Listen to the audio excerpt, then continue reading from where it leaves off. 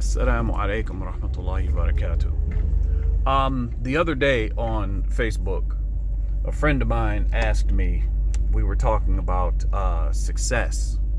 And he was asking me about, we were talking about the Muslims and African Americans and how can we achieve success. And then he asked me, what are some things that individuals can do? And I thought about it.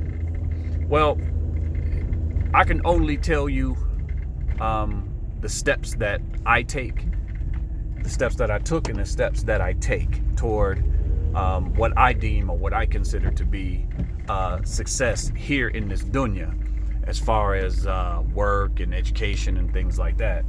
In 2011, I was in Egypt, and I was in Egypt when they overthrew the government.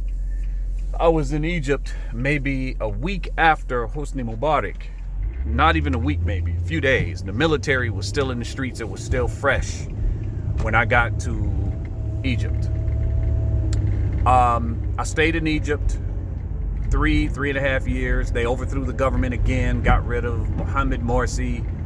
And as I was there, there was some incidents that happened. A failed assassination attempt that wasn't too far from my house by way of, they tried to blow this guy up.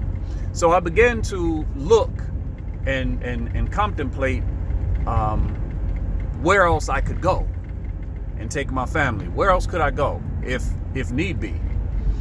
And I began to look on the internet at other countries.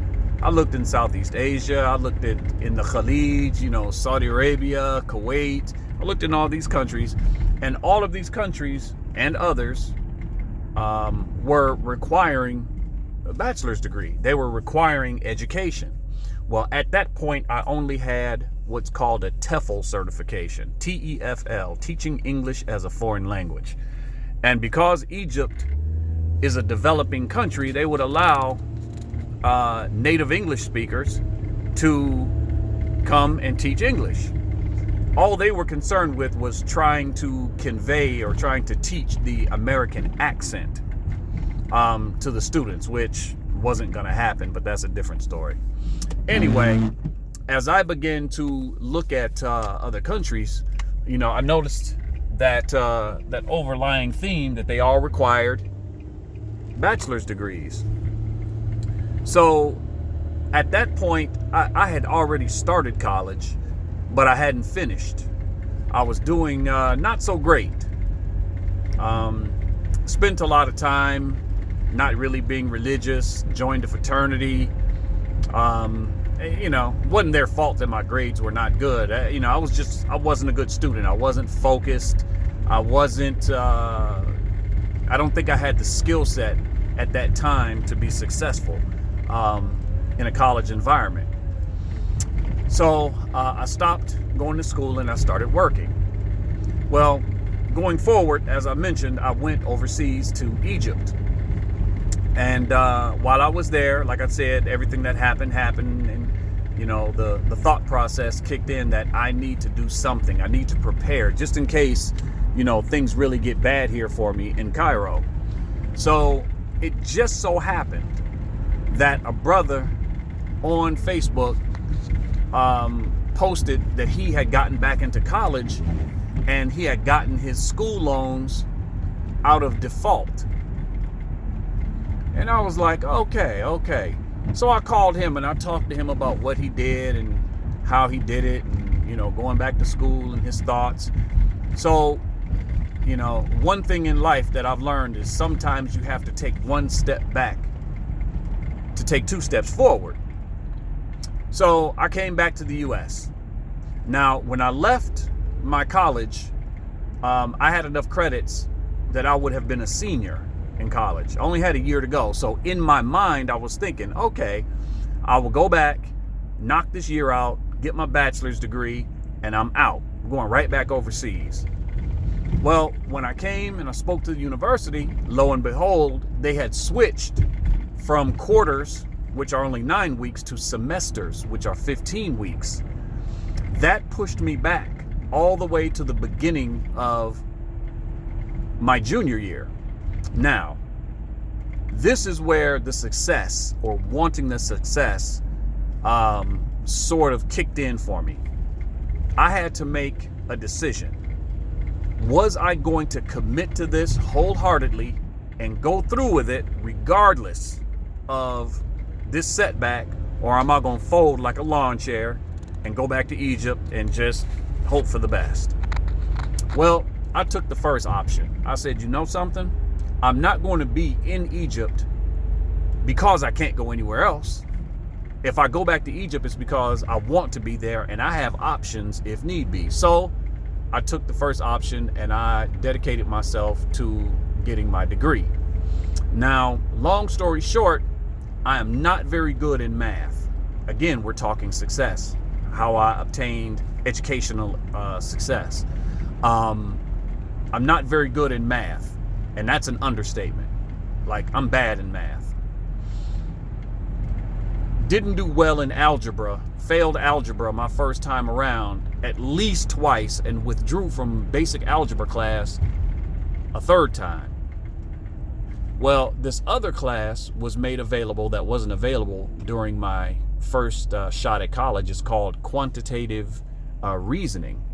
And it's a different type of math. It's a different type of, it's hard to explain. If you don't know what quantitative reasoning is, as far as math, I really don't know how to explain it to you. It's a very interesting skill set if you can master it. Yeah, very interesting, but not something that I would see myself using, at any given time. Class was extremely difficult for me. Extremely difficult. But again, we're talking about success. And I know that many times for people, perception is reality. So what I did was, I made sure in my classes, I sat in the front. I was always in the front of my classes. I was always making eye contact with the professors. I was always asking questions, especially in the quantitative reasoning class. I made it a point to be at all of the professor's office hours so that he always saw the struggle. He saw my effort. He saw my blood, sweat, and tears. Something else I would do, I would intentionally email the professor at odd hours of the night, 2, 3, 4 o'clock in the morning, and ask questions in reference to whatever we were going over, in the hopes that the professor would see the timestamp and say, man, this guy's up at 4 o'clock in the morning doing this. He's up at 2 o'clock in the morning doing this. Or I would email from the computer lab. And it was many days that I actually was up at those times doing this work. If I'm in the computer lab on campus at 4 a.m., I would send them a message and say, sorry if this wakes you up. I'm in the computer lab. I have a question. Boom, boom, boom. And, hopefully, anyway, the point is the professor would see the effort. Like, this guy is really grinding. And I think that professors give you more leniency and they give you more leeway, and they're more, I want to say, anxious to help you if they see that you're really putting forth the effort. I do apologize for that banging sound. It's something behind my dashboard that just started like a couple weeks ago. It happens and then it doesn't happen. I don't know what it is. Anyway, to make a long story short, I received a D in the class. I passed it. Now, most people would say, oh my God, that's terrible. You got a D. Well, all I needed to do was pass the class to move forward. And that class is in my rearview mirror. And I never have to see it or deal with it again, inshallah. So I passed the class, and all of the rest of my grades were A's and B's. I made the dean's list almost every semester. I did very well. And I was studying undergraduate sociology. So then, because of my good grades and I think that the professors saw my dedication to the program, they offered me a nice program that was being offered for me to get my master's degree in sociology. So, long story short, initially I said no. I said, nope, I'm hopping on a plane and I'm out of here. But then again, we have to forward think. We're thinking success here. I had to forward think.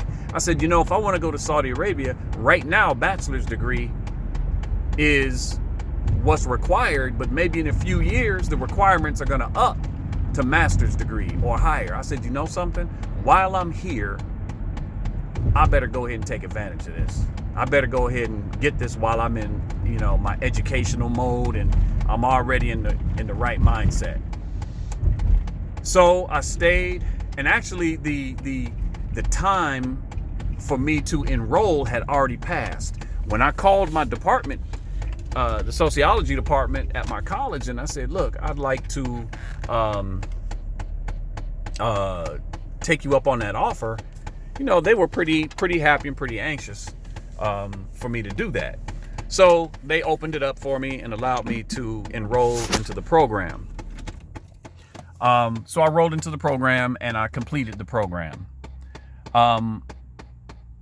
When we talk about success and we talk about how to obtain success, one thing I think that we need to figure out is what exactly do we want to do? Once we figure out what we want to do, meaning we have to set goals, and the goals should be realistic goals. You know, I want to be the next Jay-Z. No. I mean, you know, as a Muslim, I wouldn't tell you to do that anyway. But, you know, I want to be the next LeBron James. Okay, that's fine. You can try to be the next LeBron James, but you definitely need a plan B. And you need to understand what are the percentages of people who make it to that level. So you definitely want to have a plan B. But you definitely want to have a plan that is obtainable. You should set short-term goals and long-term goals for yourself. Why? The short-term goals, okay, if you only have long-term goals, many people will get discouraged because of the length of time that it takes for them to obtain their goal. So when people become, you know, discouraged, they end up quitting.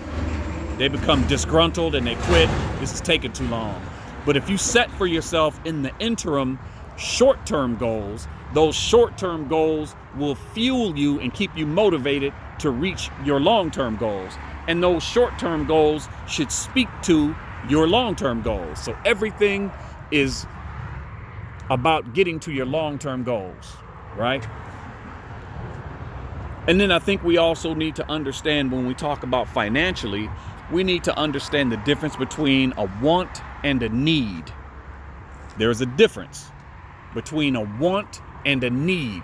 African Americans are a big chunk of the economy of the U.S. You know, we carry a lot of the U.S. on our back with our spending habits and how we, you know, the things that we buy. You know, we'll be the first ones to go out and buy the Jordans or go buy this or whatever the new fad is. But we need to learn to keep that money in our pocket. We need to learn to invest that money in ourselves and in our children and in our families, if we have the ability to do that. Forego the Jordans, forego the rims on the car, or, you know, whatever it is, the clothes, the you know, PlayStation 4, whatever the case may be. Forego that. Take that same money, put it to the side and stack it.